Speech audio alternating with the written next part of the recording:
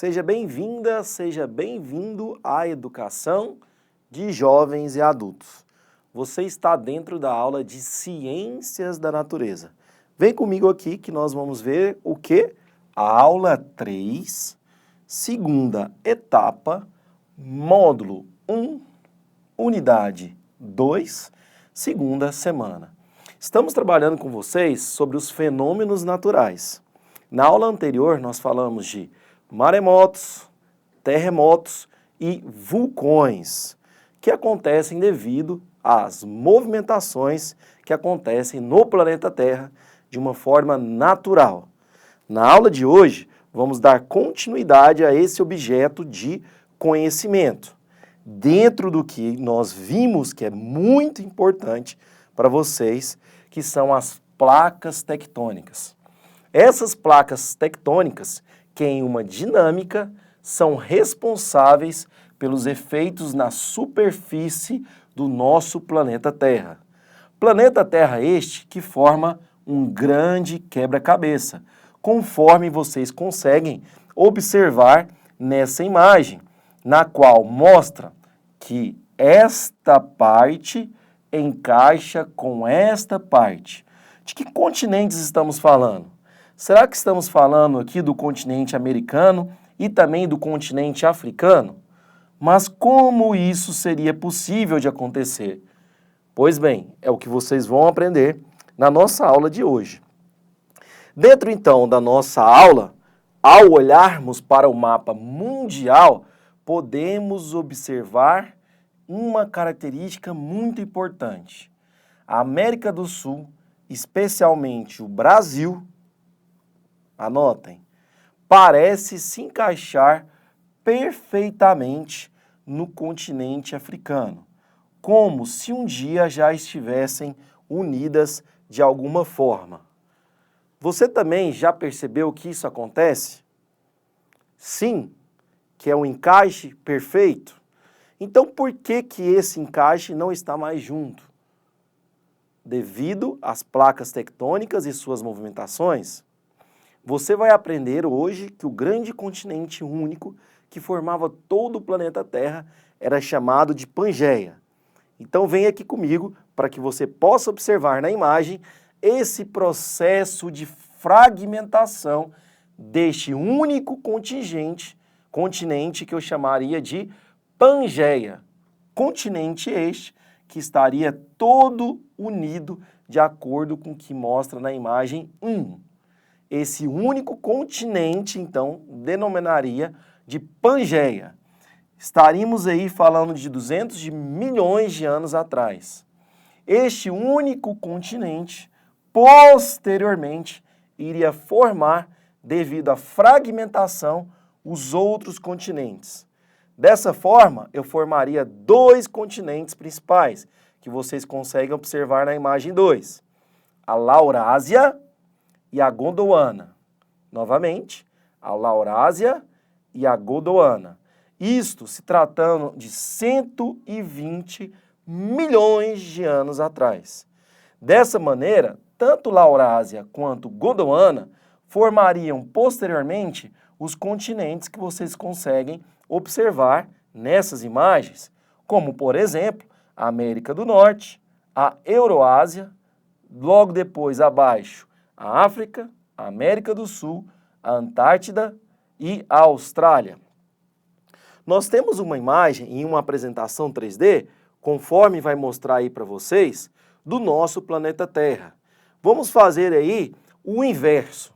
Os continentes agora vão retroceder no tempo e vão se unir novamente, onde mostra justamente o que a gente falou aí para vocês agora, neste momento, onde o continente africano está encaixando no continente americano, conforme mostra essa ilustração 3D do nosso planeta há milhões de anos atrás.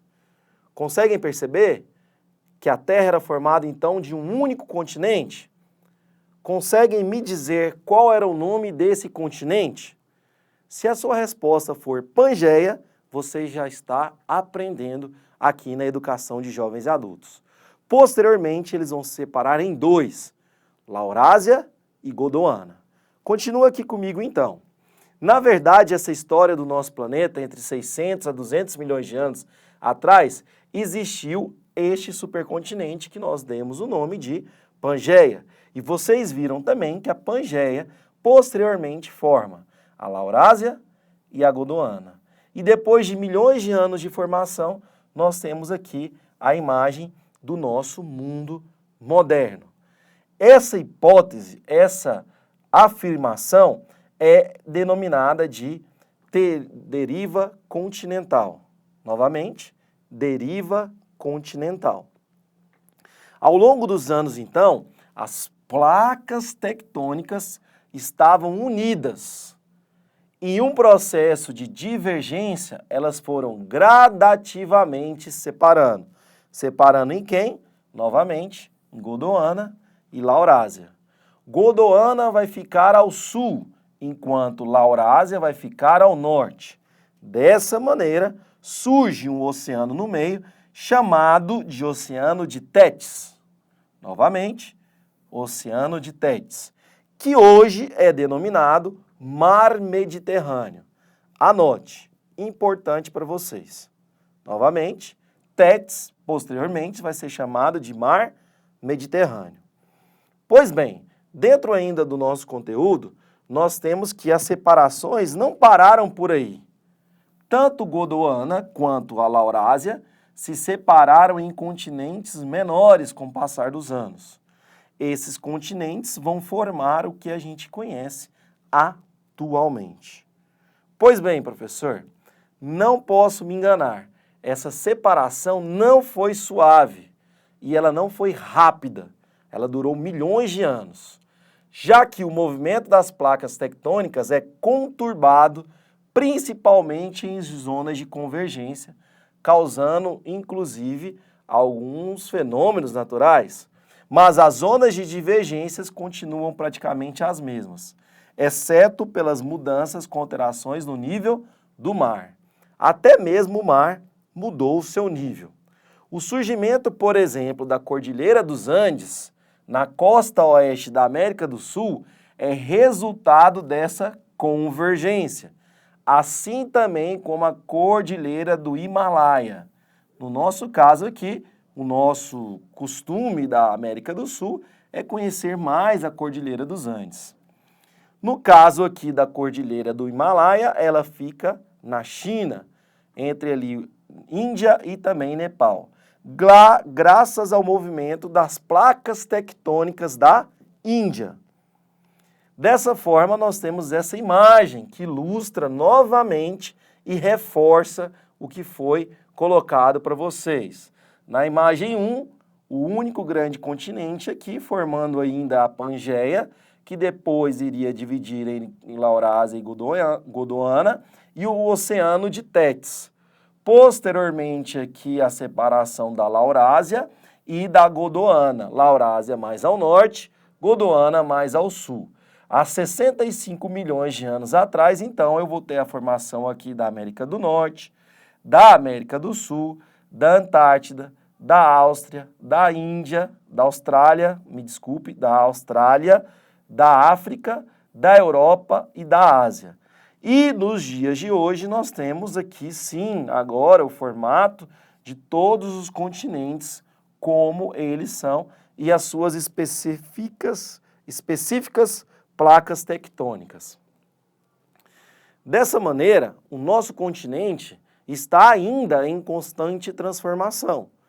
Tanto as placas tectônicas, que ainda formam e têm suas falhas, ainda causam fenômenos naturais.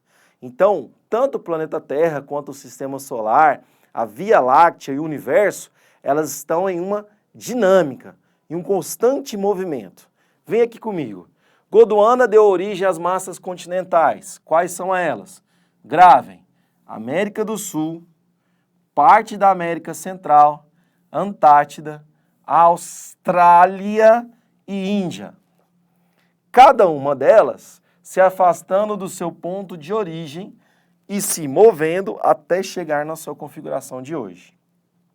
Conforme mostra a imagem que estamos vendo aqui, em uma escala maior, nós temos aqui o Oceano de Tétis, que separaria ali Laurásia, mais ao norte, de Gondwana, mais ao sul.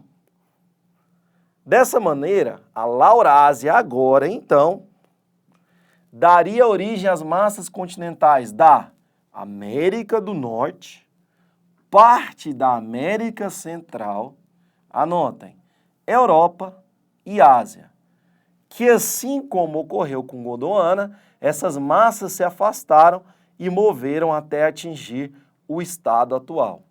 Em algum momento do futuro, e aí fazendo essa projeção, daqui a alguns milhões de anos, é possível que todos os continentes estejam novamente unidos no que é chamado de Pangeia Próxima. Novamente, então, no futuro, fazendo uma projeção, é possível que os continentes se unam novamente devido aos movimentos de placas tectônicas. Aqui nós temos uma imagem do Triássico. Triássico esse também é caracterizado pela época dos dinossauros, tanto também quanto o período Jurássico e o período Cretáceo. Isso aí você pode aprofundar também nas aulas de História e de Geografia, uma vez que os dinossauros causam bastante fascínio no ser humano, ok? Dessa maneira, nós temos ainda na nossa aula que uma teoria proposta pelo alemão Alfred Wegener considera que a costa do continente americano deu, de alguma forma, esse encaixe com o continente europeu, da América do Norte. E, dessa maneira, o continente africano se encaixa com a América do Sul. Mas não foi apenas isso que Alfred Wegener fez para que criasse uma teoria e essa teoria fosse validada. Este aqui é Alfred Wegener. Ele é um cientista, já foi um cientista alemão. Os fósseis de animais eram incapazes de atravessar o Oceano Atlântico. Dessa forma, foram encontrados na África, quanto na América do Sul, um fóssil que era chamado do mesmo fóssil de animal, mostrando que existia sim a chamada teoria da deriva continental. Então, Wegener numerou 4 evidências para a sua teoria, que iremos inclusive aprofundar na nossa próxima aula. São elas: evidências geomorfológicas, evidências litológicas, evidências paleontológicas e evidências glaciais. Conforme a gente consegue observar, essas evidências geomorfológicas era relacionada a inúmeras coincidências geomorfológicas entre os continentes, bem como seus encaixes. Dessa maneira, o encaixe das linhas das costas de vários continentes entre eles formaria, por exemplo, o que a gente viu na aula de hoje, o encaixe da América do Sul com o encaixe da África. Na nossa próxima aula, dentro de ciências, nós vamos dar continuidade a essas teorias de Wegener, Alfred Wegener. Te espero então no nosso próximo encontro para dar continuidade nessa jornada do nosso conhecimento da educação de jovens e adultos. Até mais, um abraço, valeu!